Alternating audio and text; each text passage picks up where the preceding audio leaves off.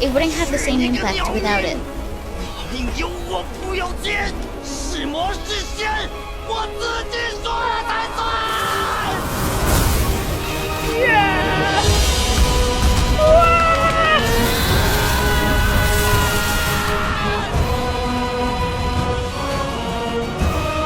Yeah, this is so triumphant. I love it. They're very elated.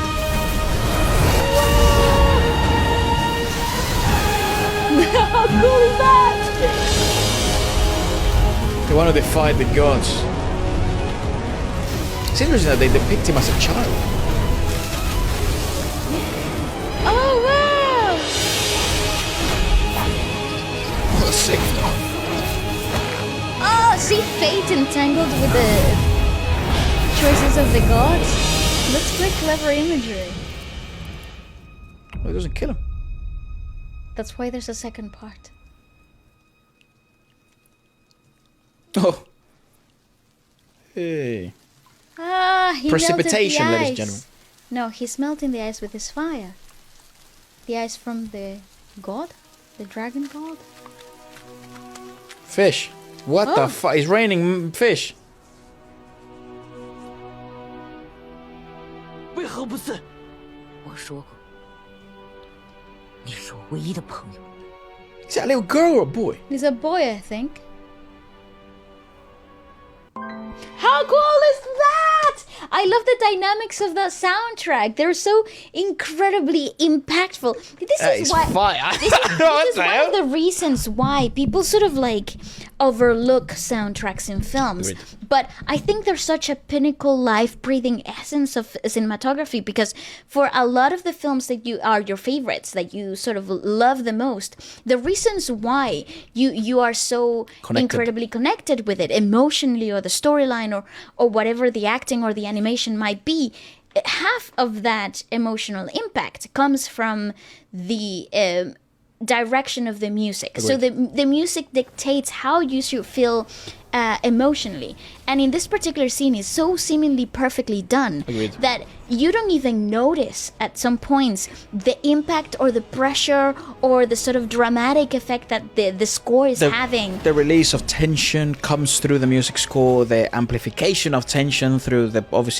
such combative, epic orchestral arrangement within a choir The arrangement. elation, because it's taken some of the drumming away and it's just sort of focusing on the vocal choir aspect of it. Something bigger than life, so it's no longer as Grounded. The drums make you very grounded, very basic, but now you, in order to become elated, like how when Neja is fighting the fucking meteorite essentially of ice that's falling down in the city, you drop all the drums and you start to just become, let's amplify things, the frequency, by utilizing an orchestral choir, like a choral arrangement. And then you have the absolute change of dynamics that sort of set the pace of the scene, which is when the climax of the scene is done and he has defeated the dragon. Yeah. You have this sort of like letdown from the score, and it's very quiet and it becomes very subtle. Similar to the baby realizing that now there's water. Interesting that there were fish. I suppose there must be a big symbolic aspect of that we should know once we get to watch the film. Talk about symbolism, and I guess we should probably learn a tad bit more about the actual Chinese mythology of it. So Neja is a very famous figure in ancient Chinese mythology, with many versions of his tale. The most widely known legend is that he's the third son of pagoda-bearing heavenly king Lin Jing. Born as a flesh ball, he was revealed only after Li Jing split it open with a sword. Oh wow. Neja was rebellious from a young age and possessed supernatural abilities. Bro was just pissed all the time. He was just angry. Angry baby. However, after accidentally killing the third son of the East Sea Dragon King, he brought disaster upon himself.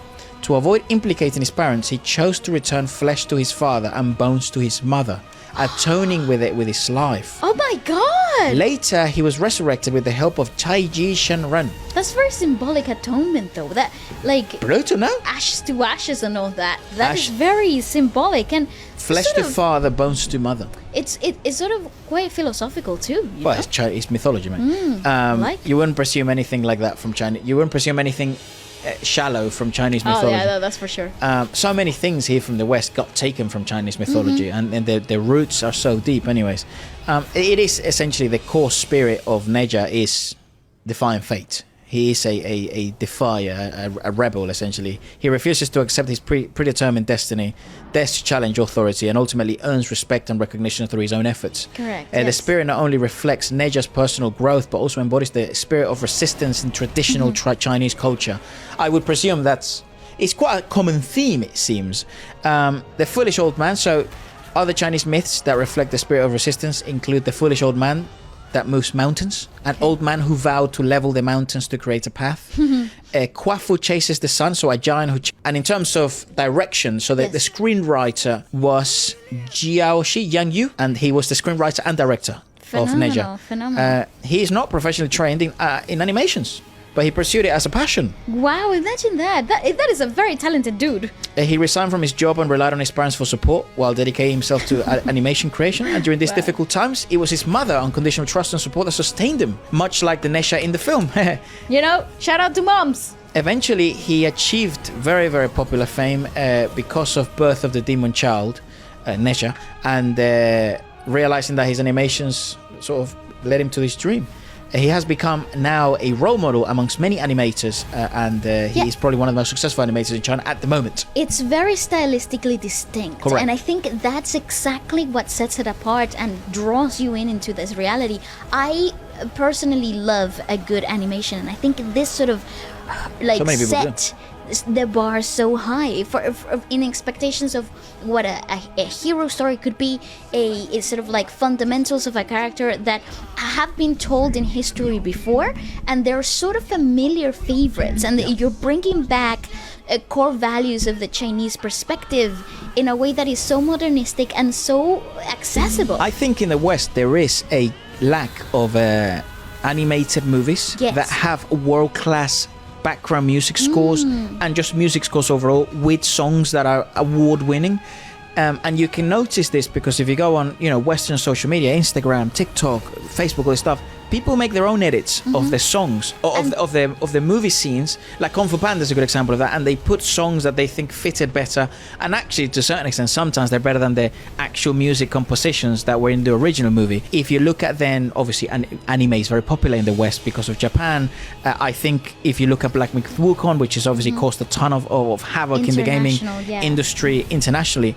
Music is such a big part of these pieces of art. I believe is a fundamental element of movie making, of entertainment overall. Agreed. Whether it's animation, whether it's a film, whether it's a music video, I think the core soul essence of it is how good the music is.